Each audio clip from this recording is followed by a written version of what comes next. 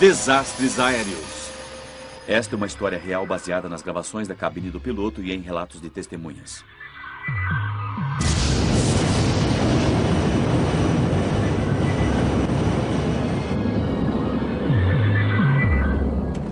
Não consigo ver nada. Droga, saímos do curso. Não consigo completamente fora.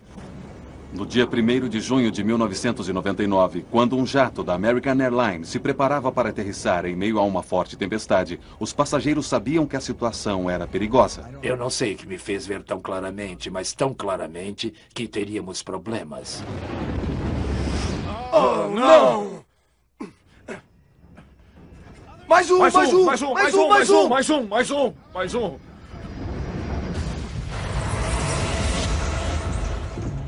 Eu gritava, saiam do avião! Corram! Saiam do avião! Não sei onde estamos, mas há uma estrada que dá a volta no aeroporto. Temos muitas pessoas feridas. Este filme conta a história de um desastre trágico e evitável. A investigação revelaria uma combinação mortal de erro de piloto, os efeitos devastadores de condições atmosféricas tempestuosas e uma corrida perigosa para manter o avião no horário. Revelaria também evidências perturbadoras de uma indústria imperfeita sob vários aspectos e que pode matar novamente a qualquer momento. American Airlines.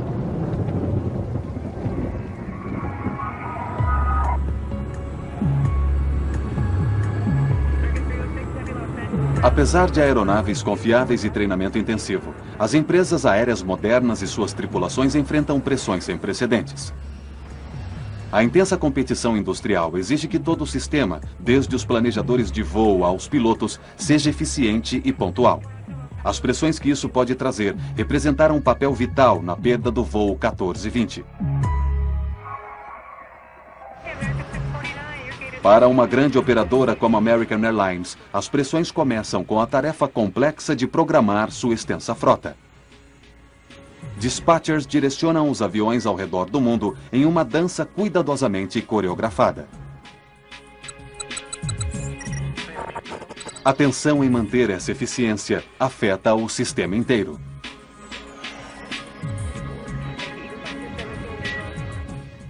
É claro que a competição tornou-se muito intensa. Há uma grande pressão sobre os despachers, pilotos, atendentes de voo e basicamente toda a infraestrutura para concluir a missão e ganhar dinheiro. Todos os esforços são feitos para assegurar que nada rompa esses frágeis esquemas.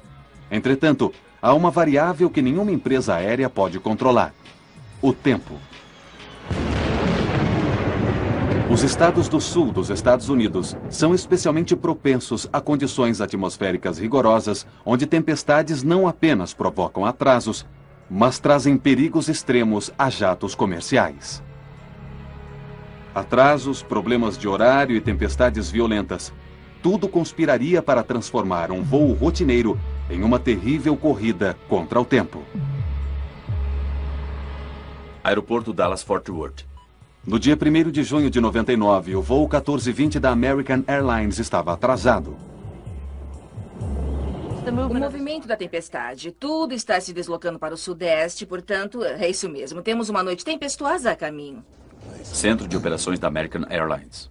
O atraso do voo 1420 pressiona os pilotos mesmo antes da decolagem. A responsabilidade de manter um horário apertado pode recair sobre a tripulação do voo.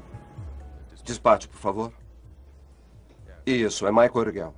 A tripulação tem rígidos limites legais durante suas horas de trabalho. O primeiro oficial alerta ao dispatcher que eles correm o risco de se atrasar. Horário programado para 11h16. O voo terá de decolar dentro de 1 hora ou será cancelado. E os pilotos também tomam conhecimento de uma outra pressão provocada pelo tempo, que piora perto de seu local de destino.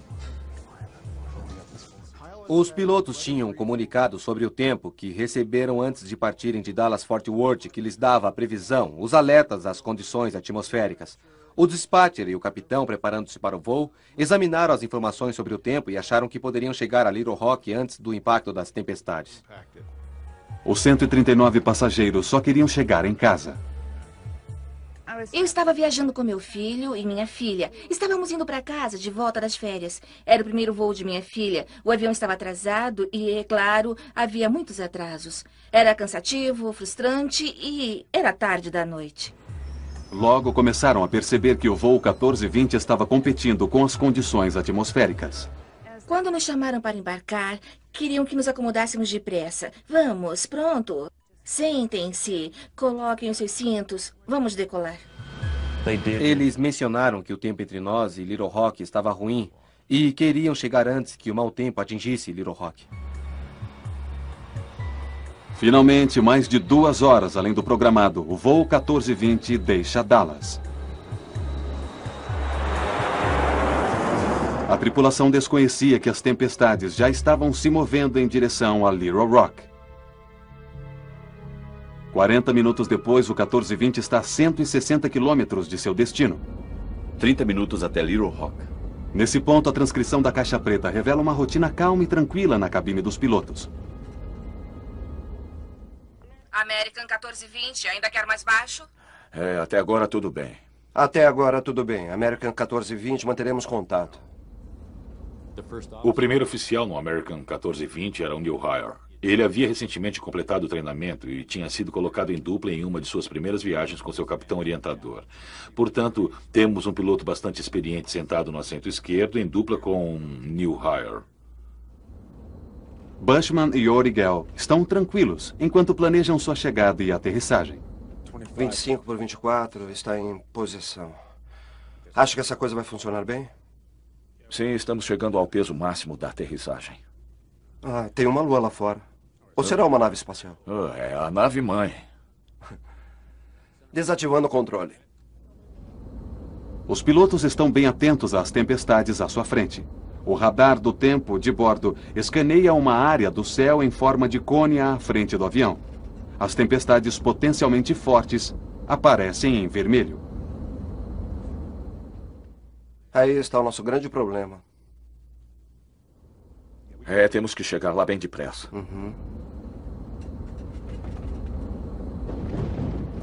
Não gosto disso. É relâmpago. É mesmo. O dispatcher da American Airlines emitiu uma atualização sobre a forma e a formação das tempestades. Estão se movimentando de leste para oeste em direção a Little Rock e podem ser um problema para o nosso pouso. Eu sugiro acelerar nossa chegada. O dispatcher deu a essa tripulação a informação sobre o tempo. Para ele, parecia que haveria um espaço, ou o que ele chamou de pista de boliche, onde você tem 2 tipos de tempestades, ou 2 tempestades com um espaço entre elas. E se a tripulação do voo conseguisse acelerar a sua chegada a Little Rock, provavelmente poderia chegar àquela abertura antes que as 2 tempestades se juntassem. À medida que o voo 1420 descia, o plano de vencer as tempestades estava em vias de dar errado. Os pilotos não tinham conhecimento de que as paredes da pista de boliche estavam se fechando.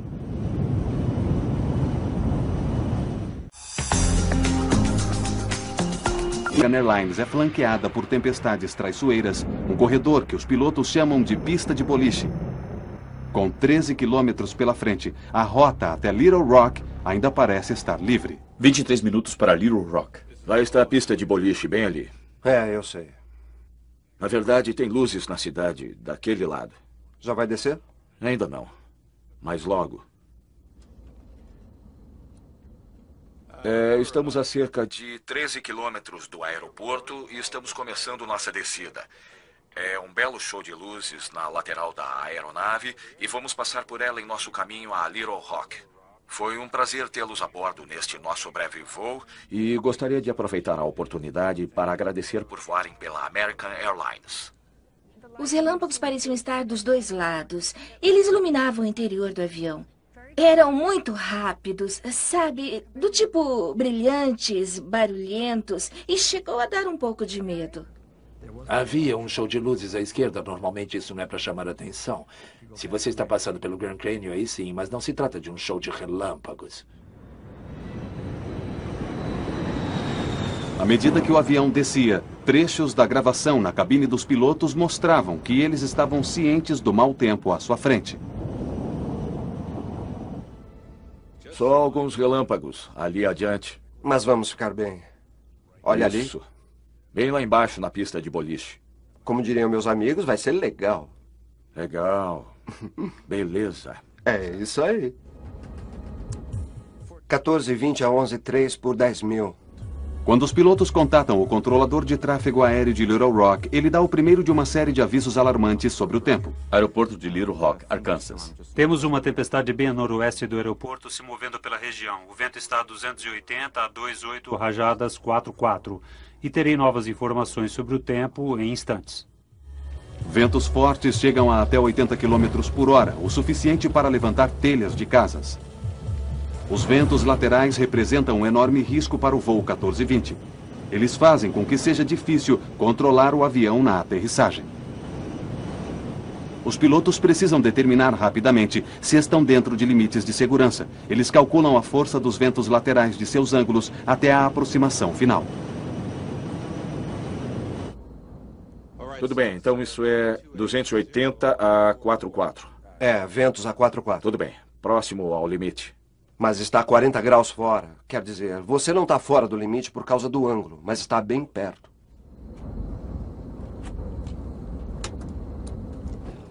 Comissárias, preparem-se para a aterrissagem, por favor. A atenção dos pilotos se volta agora para o mau tempo à frente. Ele disse que a tempestade está a noroeste do campo? É, ele disse noroeste. É. Tempestade com relâmpagos.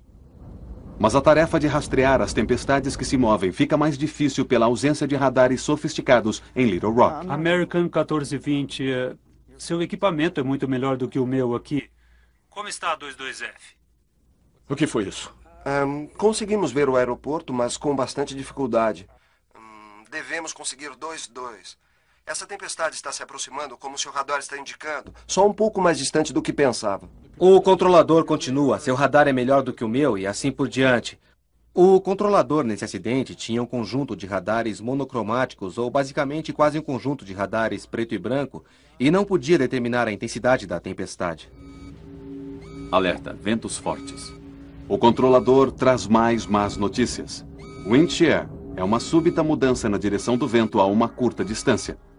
E é um dos elementos mais temidos de uma forte tempestade. Para combater os ventos que mudam constantemente, os pilotos são forçados a descartar sua aproximação anterior e começar de novo. Eles precisam reverter a direção de sua aproximação e, por isso, eles aterrissarão em direção ao vento. Vamos precisar de... Seria preferível irmos em direção ao vento, senhor. A decisão do piloto de pousar na posição oposta é uma atitude prudente, mas criará sérios problemas. Muito bem, uma volta à direita, 250 pela rota mais longa? Sim, senhor. Está bem perto do aeroporto. Certo. 250 vai funcionar. Enquanto os pilotos se voltam à sua nova aproximação, o radar do tempo da aeronave que escaneia a frente do avião perde o curso da tempestade. Pior ainda, a volta atrasa a aterrissagem mais de 10 minutos. E a cada momento que passa, as tempestades crescem de intensidade. 10 minutos para o pouso. Pista 4, certo? 11.3042, eu acho. Não era o aeroporto embaixo de nós? Isso, certo. Trocando de pistas, mantendo o rastreamento das tempestades. Tudo isso aumenta demais a já pesada carga de trabalho dos pilotos. Certo, 2217 totalmente para baixo, perdida a aproximação. Volta à direita a 4.000. Vamos ver, você tem um aeroporto Eu não tenho um aeroporto. Estou dizendo que você tem o ILS. O ILS eu tenho. Pilotos fazem jus ao que ganham quando voam sob más condições. Quando o tempo piora, assim de repente, a carga de trabalho começa a aumentar, porque é preciso avaliar as nuvens baixas, chuva, relâmpagos, tempestades, vento. Todos esses elementos começam a bombardeá-los à medida que se aproximam das imediações do aeroporto. American 1420, parece que a segunda parte da tempestade está se movimentando. O vento agora é de 340 a 16, soprando a 34. Com a tempestade piorando, os pilotos precisam chegar ao aeroporto o mais rápido possível. Quer aceitar a aproximação mais curta? É, mas só se você conseguir ver a pista, porque eu mal consigo vê-la. Olha, está bem ali. Tudo bem. Viu? Apenas aponte para mim na direção certa, então eu começo a diminuir. Me dê os flaps 11. As transcrições agora revelam crescente confusão na cabine de voo, à medida que o capitão faz o máximo para determinar a posição do aeroporto. Então, percebeu alguma coisa? Viu o aeroporto ali? Onde? Ali, tá vendo? Você tá no ponto certo para isso. Tá bem ali. Eu estou no ponto certo? É como uma curva descendente. Estamos indo e lá está, bem ali. Eu perdi ela. Não tenho como manter no visual. Os pilotos agora precisam abandonar sua aproximação visual direta e solicitar ajuda aos sistemas de instrumentos de aterrissagem de Little Rock. Mas isso atrasa ainda mais a aterrissagem. American 1420, aproximação. Certo, American 1420. Há uma nuvem entre nós e o aeroporto e nós perdemos o campo. Estamos em um vetor... Bem, basicamente estamos no último vetor que nos forneceu, que é como uma curva descendente. American 1420, se voar em direção a 220, eu levo você para o ILS. Essas imagens de noticiários mostram a tempestade na noite do acidente. Nas pistas, a chuva forte compromete ainda mais a visibilidade. O capitão Bushman começa a ficar frustrado. Sabe, eu detesto voar assim à noite com um tempo desse, sem ter qualquer noção de onde estamos. O que realmente me incomodava era que eu sabia que estávamos cada vez mais baixo. E eu sabia que a chuva não iria passar e que nós estávamos sacolejando demais de um lado para o outro.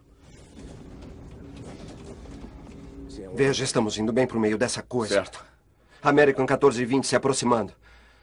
Eu sei que está fazendo o melhor que pode, senhor, mas estamos chegando muito perto dessa tempestade. E é preciso manter o controle. O avião estava balançando de um lado para o outro, estava ficando instável demais. Eu não sei que me ver tão claramente, mas tão claramente que teríamos problemas. Eu não sei o que provocou aquilo.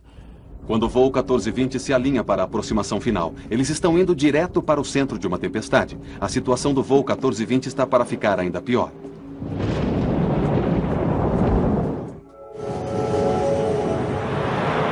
Com o voo 1420 a minutos de pousar no solo, a violenta tempestade dá aos pilotos mais um enorme problema.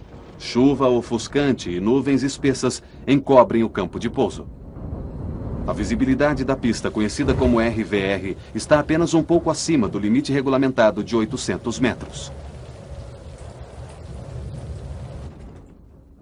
Nós vamos direto para isso. American 1420, neste momento temos chuva pesada sobre o aeroporto. Não tenho informações sobre o tempo, mas a visibilidade é inferior a 1.600 metros e na pista 4 direita o RVR é 1.000 metros. A visibilidade está abaixo de 1.000 metros. Os pilotos não têm certeza de que seja seguro aterrissar. 1.000 metros? Confirmo 1.000, American 1420. Na 4 direita, correto? Correto, American 1420. Pista 4 direita, livre para pouso. Podemos aterrissar?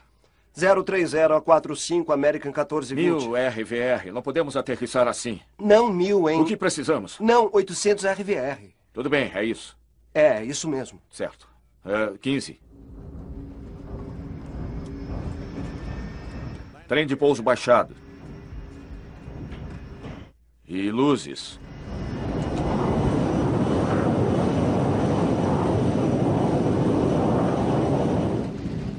Enquanto descíamos no meio de uma nuvem muito escura. A chuva parecia vir na horizontal. Aparentemente, ventava muito, pois o avião estava balançando demais. Eu nunca vi isto antes. Apertei meu cinto, quase me incomodando. E eu estava tão preocupado que coloquei de novo meus sapatos e fiquei preparado. O que estava acontecendo me deixava muito nervoso. Os ventos laterais estavam acima do limite. Os pilotos poderiam ter se desviado para um outro aeroporto, mas não o fizeram, e o tempo ficava pior. Alerta de wind shear. Vento centro do campo 350 a 32 rajadas 45. Vento limite norte 310 a 29. Vento limite nordeste 320 a 32. Os solavancos pareciam estar muito mais fortes do que antes. Você podia dizer que a trovoada estava perto demais do avião. Eu achava que se eles estivessem tentando aterrissar com aquele tempo, nós íamos nos arrebentar. Flaps 28. Mais 20. E então, a visibilidade caiu dramaticamente abaixo do limite.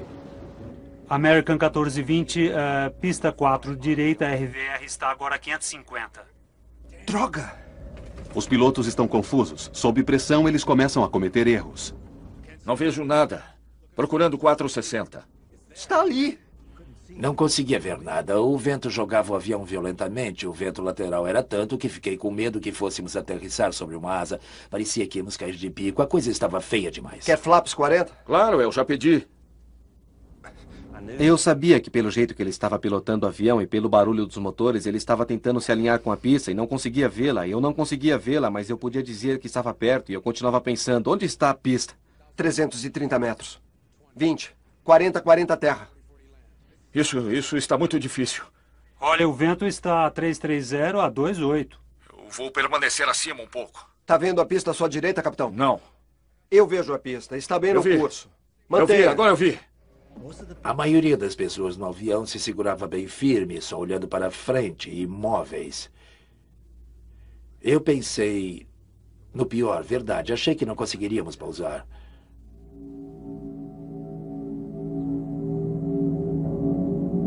Em meio a uma forte tempestade, o voo 1420 está para aterrissar em Little Rock. Baixa visibilidade e ventos fortes tornam a aproximação final perigosíssima. Vento 330 a 25. 170 metros. Mais 20. Vento 330 a 23. Droga, saímos do curso. Não consigo vê-la. Fora. Não vejo coisa alguma. E agora? 33 metros. 17 metros. 14. 10. 7. 3.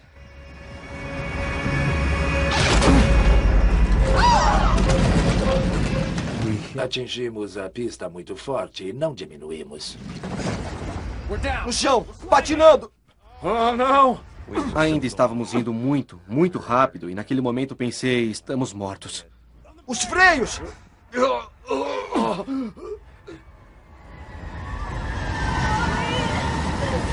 Foi um caos.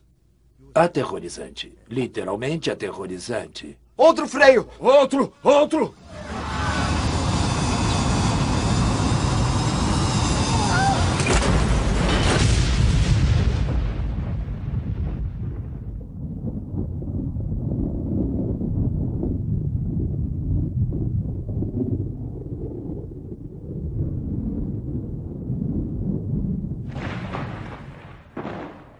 Quando finalmente o avião parou, houve um momento de silêncio absoluto. Havia fogo à minha frente. Eu podia ver destroços. E havia silêncio. E então eu pensei, minha nossa, eu morri.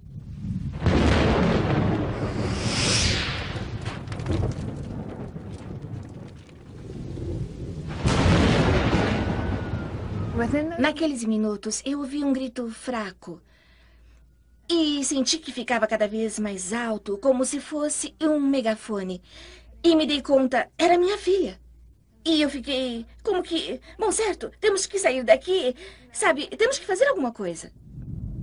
Os passageiros fizeram de tudo para sair antes que o fogo tomasse conta da cabine. Eu tive o omoplata quebrado, o ombro deslocado e... costelas trincadas e todo tipo de coisa, mas eu não senti nada. Eu só queria sair.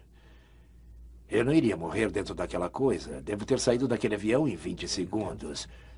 Foi como guerra. Vai, vai, vai. Eu gritava, saiam do avião. Corram, saiam do avião. Corram, corram, corram.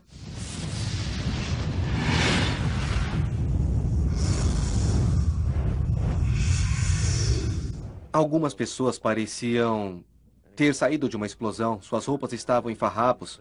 Eu vi um homem pedindo ajuda pelo celular. Não sei onde estamos, mas há uma estrada que dá a volta no aeroporto. Temos muitas pessoas feridas.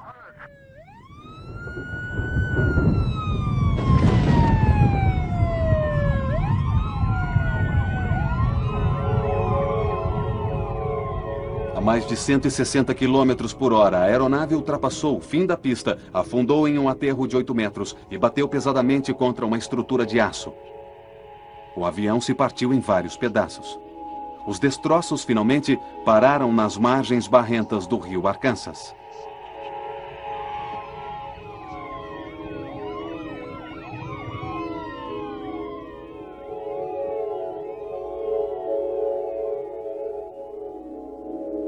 10 passageiros morreram no acidente. O capitão Bushman morreu instantaneamente quando sua cabine arrebentou contra a estrutura de aço. Foi uma vergonha eu não ter feito mais para salvar as pessoas. Esse é o meu pior pesadelo.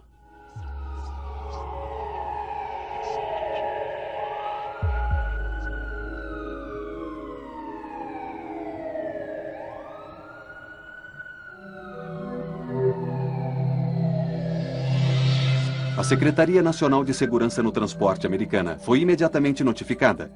Greg Feith era investigador-chefe da NTSB. Na noite do acidente com o American 1420, eu recebi um telefonema por volta de 1 da manhã do nosso centro de comunicações da NTSB avisando sobre um acidente aéreo em Little Rock e que poderia ter alguns mortos. O investigador Don Ike chegou rapidamente ao local. A adrenalina corre rápido quando acontece um acidente como esse e você vai direto ao local onde ele aconteceu e há uma pressa enorme em chegar para tentar descobrir o que ocorreu e documentar os fatos para que se possa evitar que volte a acontecer. A NTSB montou um centro de comando próximo ao local. Eles passariam os 18 meses seguintes ligando os fatos que levaram ao acidente. Quando chegamos ao local, tínhamos uma ideia do que teria acontecido, só não sabíamos o porquê. Sabíamos que o avião foi além do fim da pista, que os pilotos não conseguiram pará-lo, que a aeronave havia sido destruída chegando até essa estrutura, que o fogo que se seguiu ao desastre havia matado pessoas. Só não sabíamos o porquê. A NTSB trabalhou do momento do impacto em direção ao que acontecera antes. A sequência de eventos foi compilada desde a aproximação final até Dallas-Fort Worth. A primeira pergunta para os investigadores era: por que os pilotos não conseguiram parar o avião? Análises das marcas de pneus deixadas pelo avião durante a derrapagem mostravam uma total perda de controle depois de tocar o solo. Quando você olha para a largura daquelas marcas de pneus, você vê que o avião não estava indo reto, mas na verdade estava deslizando para os lados. Você tem essa máquina que pesa 70, 80 mil quilos com 100 ou mais pessoas dentro dela e que está deslizando descontroladamente para fora da pista. Alguma coisa deu errado na aterrissagem e os investigadores queriam saber por quê. Eles interrogaram os sobreviventes do voo 1420 que forneceriam pistas extremamente valiosas. O que aconteceria se chegasse? Os investigadores da NTSB precisavam descobrir por que o voo 1420 havia deslizado descontroladamente para fora da pista. Eles decidiram entrevistar os passageiros sobreviventes, muitos deles moradores de Little Rock. Os depoimentos levariam a investigação em direção ao mais importante sistema mecânico usado para reduzir a velocidade de um avião depois da aterrissagem. Estávamos realmente interessados nos passageiros que estavam sentados próximos às asas e que poderiam olhar pela janela e nos dizer se haviam visto os spoilers abertos. Spoilers são grandes flaps que se abrem na aterrissagem, literalmente pilhando a corrente de ar sobre as asas. Isso é necessário para que o avião pare. Nenhum dos passageiros viu os spoilers estendidos. A NTSB comparou seus testemunhos com as informações que constavam das caixas pretas do avião. A caixa preta que monitora os sistemas a bordo durante o voo confirmou que os spoilers não tinham se estendido. As implicações eram catastróficas. Aquela aeronave não tinha qualquer possibilidade de parar a tempo. Os freios! Patinando! Oh, não!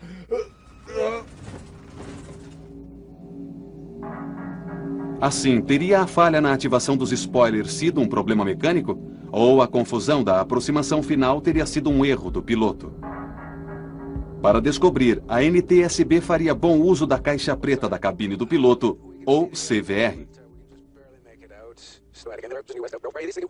Quer flaps 40? Claro, eu já pedi. Um dos elementos-chave que a equipe a cargo do CVR procurava distinguir era o acionamento do spoiler. Na gravação dos dados de voo, verificamos que os spoilers de solo não se abriram. Queríamos saber se o spoiler havia sido realmente acionado ou não. E estávamos procurando o som de um determinado clique. Não conseguimos encontrar esse som no CVR do acidente, o que nos levou a acreditar que a alça não estava na posição armada no momento do pouso.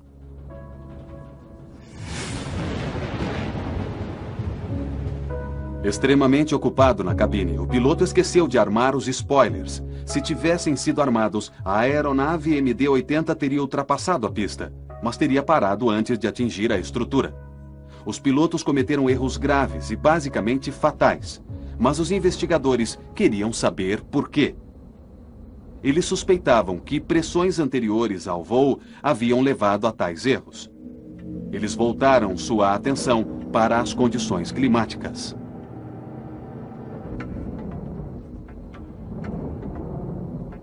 Ficou claro para nós que o tempo estava péssimo na região por ocasião do acidente e que participação ele teria tido era uma das coisas que tínhamos de tentar descobrir.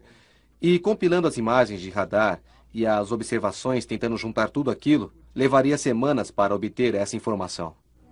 A NTSB queria saber qual o papel que o mau tempo havia tido no acidente e se os pilotos estavam completamente cientes do perigo. Estamos indo bem para o meio dessa coisa. Uma das preocupações que os pilotos têm ao tentar pousar um avião é ter certeza de que os ventos laterais que possam afetá-los não excedam a sua capacidade ou a capacidade da aeronave. Os ventos agora a 350, a 32, rajadas 45. Podemos aterrissar? Essa tripulação em especial tinha uma limitação. Não imposta por ela mesma, mas imposta pela empresa. E era de não ser permitido ultrapassar 10 nós de ventos laterais em pista molhada. Limitações relativas a ventos laterais são claramente estabelecidas no Manual de Operações. A tripulação do 1420 estava voando além dos limites regulamentares. Isso aqui tá uma confusão. Pista à sua direita, tá vendo? Não. Essa animação da NTSB mostra claramente os efeitos dos ventos, levando o capitão a fazer desesperadas manobras finais. Os ventos impactaram o voo. Se você olhar a animação, verá a luta contra o vento. Definitivamente nada bom. No chão! Os freios! Outro freio! Outro! Quando você começa a falar sobre pistas molhadas, tempestades, isso não é nada bom. Mas estavam os pilotos do 1420 cientes dos riscos provocados pelo tempo ruim? Para a NTSB, os perigos das tempestades eram muito claros. Em 94, um DC-9 foi vítima de um wind shear na Carolina do Norte. O avião se descontrolou a 80 metros e despencou lá de cima.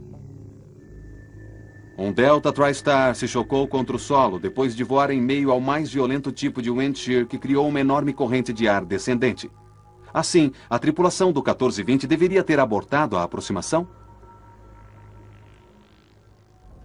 Lá está a pista, olhe. São 2 pistas. É, eu sei. Veja, estamos perdendo. Não vejo como podemos manter a visibilidade. Essa animação da NTSB sobre as condições atmosféricas cobre a rota da aeronave com imagens da tempestade do radar. Bushman e Urigel aterrissaram em meio a relâmpagos, chuva torrencial, granizo e ventos de 80 km por hora. Com base nas informações que tínhamos do radar de tempo, a tripulação do voo 1420 deve ter visto a maior parte daquela tempestade. Eles devem ter visto o bordo de ataque se tornando verde e rapidamente mudando para amarelo e então para vermelho vivo. Não vejo nada. Procurando 460. À medida que se aproximavam de Little Rock, eles começaram a ver o mau tempo, não apenas em seu radar, mas pelas suas janelas, os relâmpagos. E uma das principais afirmações que esse capitão fez, e que basicamente resume o voo todo, foi a seguinte: eu detesto voar assim à noite com um tempo desse, sem ter qualquer noção de onde estamos. Detesto voar assim à noite sem saber onde estou. E essa afirmação foi essencial. Foi naquele momento que um capitão experiente com 10.000 horas deveria ter abandonado a aproximação para Little Rock e ter ido para um aeroporto alternativo. Ou ter voltado para Dallas.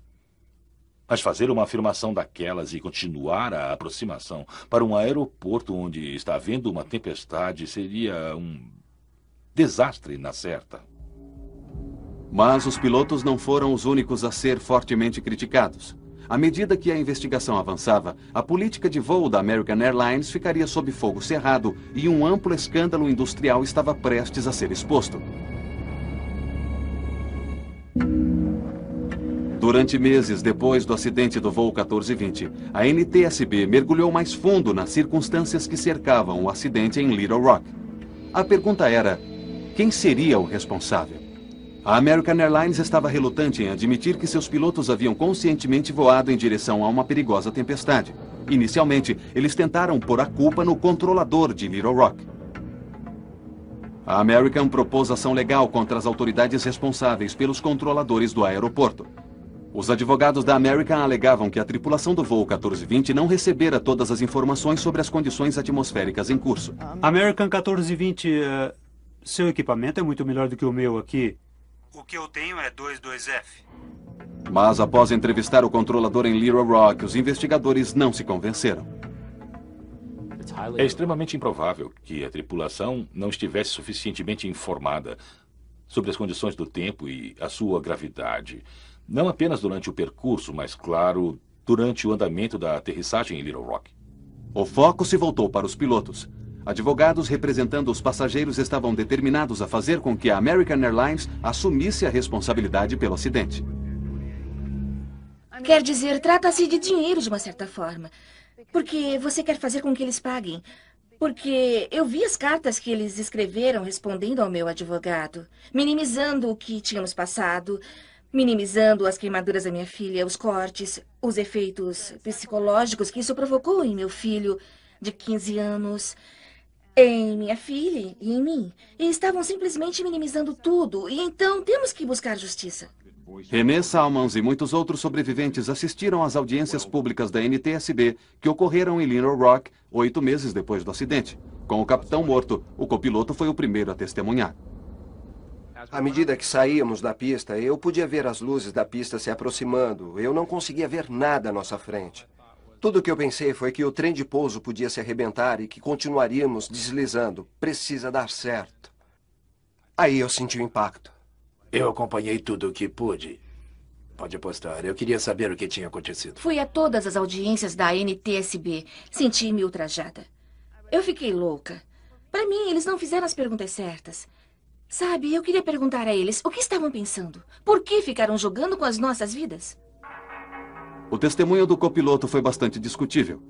Em seu relato sobre o momento final do voo, ele alega ter dito ao capitão para abortar a aproximação, o que é conhecido também como voltar atrás. Quem pode pedir para que a operação seja abortada? Qualquer piloto. Você pediu um voltar atrás em algum momento? Sim, senhor, eu pedi. Parece que depois de ouvir novamente a gravação, você consegue ouvir o voltar atrás. Parece que ele falava ao mesmo tempo que eu. E eu olhei para ele e ele levou o avião de volta ao curso. Entretanto, quando especialistas da NTSB estudaram as gravações de vozes na cabine, eles não ouviram tal afirmação. Droga, saímos do curso. Não consigo ver. Estamos fora. Apesar dele continuar mantendo aquele depoimento, nunca pudemos validá-lo. Aquilo levou a uma descoberta controvertida, porque não tínhamos certeza de que aquilo tivesse acontecido ou não. A NTSB foi firme em suas perguntas ao copiloto, mas o treinamento da American Airlines também não era falho? Greg Feit colocou um dos gerentes da American Airlines no banco de testemunhas. Quais eram as regras para os pilotos voarem em meio a tempestades? Quando perguntado, ele respondeu apenas que simplesmente não queria seus pilotos voando naquelas condições atmosféricas. Nossos pilotos estão proibidos de entrar ou sair de um terminal cuja área esteja coberta por tempestades. Para a NTSB, essa política simplesmente não era clara o suficiente. Bom, essa é uma exigência muito subjetiva para um piloto. Pilotos precisam de limites. Você precisa estabelecer limites. Se há atividade convectiva, ou seja, tempestades acontecendo, e isso dentro de 5 milhas marítimas do aeroporto, se há relâmpagos e se há wind shear, então não vá.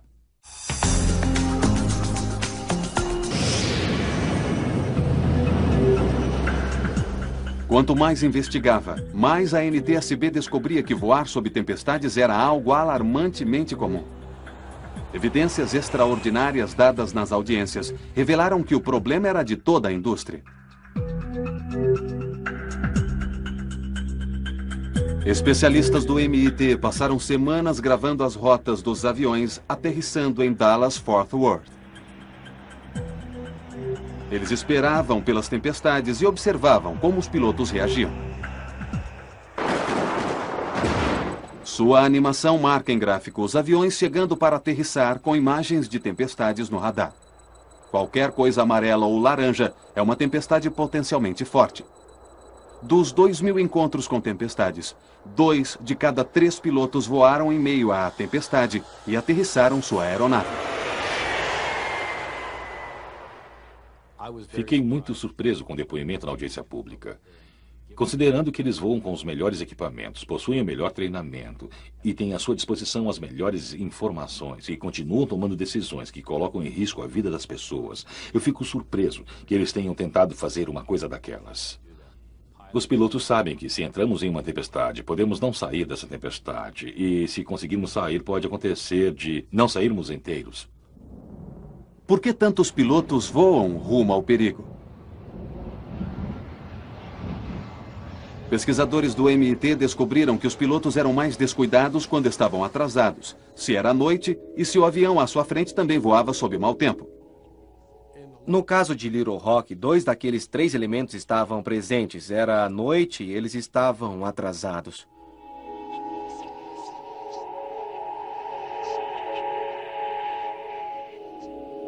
A investigação do MIT era uma prova perturbadora de que o acidente em Little Rock era parte de um problema ainda maior.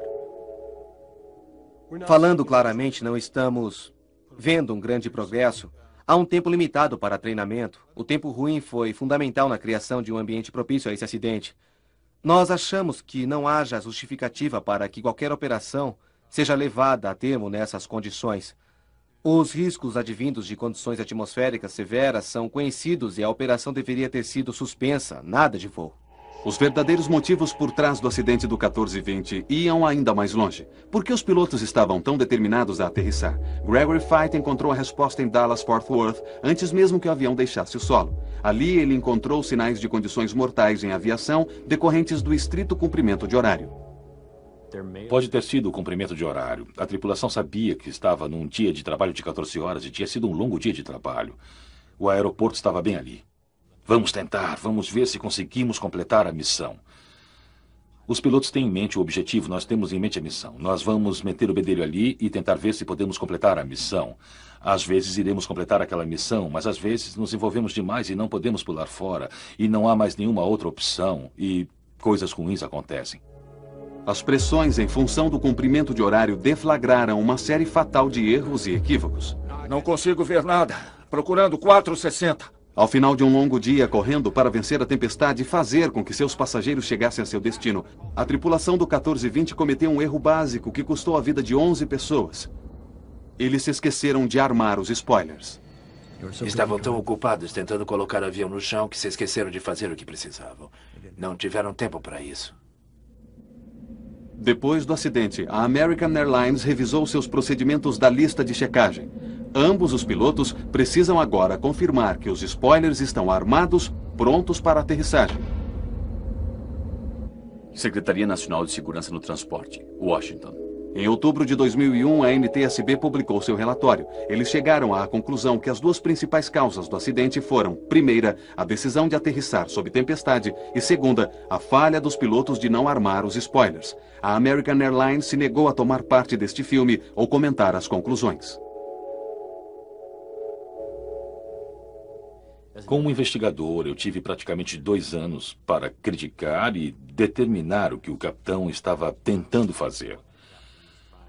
Aquele capitão em especial teve segundos para tomar decisões baseadas nas informações que estava recebendo. E não é justo que um investigador de acidentes como eu comece a apontar os culpados. Eu não estava lá.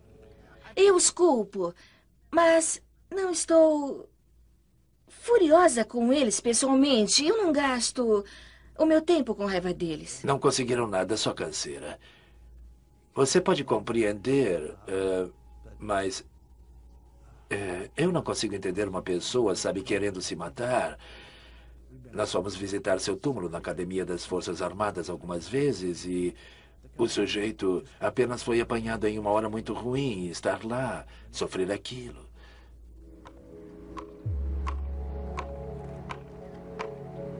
Um ano após o acidente, os sobreviventes do voo 1420 se reuniram no local para lembrar aqueles que morreram. Para os passageiros que sobreviveram, os efeitos do acidente são duradouros e profundos. Nós, como família, trabalhamos muito e durante muito tempo para superarmos isso. Conversamos bastante. Muitos relacionamentos terminaram. Você descobre quem são os seus verdadeiros amigos. Eu não consegui esquecer o que aconteceu com as pessoas no avião. A vida é uma coisa preciosa e, sem dúvida alguma, estamos aqui por um breve espaço de tempo e, de repente, sua vida parece ter a duração de apenas 1,5 segundos. Me perguntam se eu estou bem. Eu não estou bem. Não, nunca estarei bem. Que negócio é esse de estar bem? Somos diferentes. Eu lido com isso. A vida é assim mesmo. O dia seguinte aconteceu. Quando Adam e eu estávamos no hospital, e Samantha, Adam e eu nos levantamos e olhamos pela janela e mal podíamos acreditar que a vida continuava. Não dava para acreditar, ver os carros passando, ver um dia ensolarado e ver que a vida continuava, porque para nós a vida havia parado.